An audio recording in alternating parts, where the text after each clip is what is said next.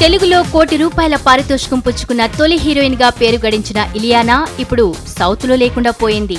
నిజానికి ఆమె కెరీర్ మొత్తం మీద దేవదాసు, పోకిరి, కిక్ వంటి 3-4 హిట్స్ తప్ప మిగతావన్నీ ఫ్లాప్లే. తమిళంలో అయితే ఈమె నటించిన ప్రతి చిత్రమూ పరాజయమే.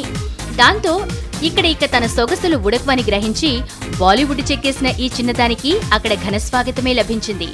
రణబీర్ కపూర్, ప్రియాంక చోప్రాలతో కలిసి ఇలియానా నటించిన బర్ఫీ భారీ విజయమే దక్కించుకుంది. అయితే ఆశ్చర్యంగా ఆమెకు ఆ తర్వాత చెప్పుకోదగ్గ అవకాశాలు రాలేదు. కొన్నాళ్ల పాటు వేచి విసిగిపోయిన ఇలియానా వయసులో తనకు కనీసం ఓ 20 ఏళ్లు పెద్దవాడైన సైఫ్ అలీఖాన్ సరసన నటించేందుకు సమ్మతించింది.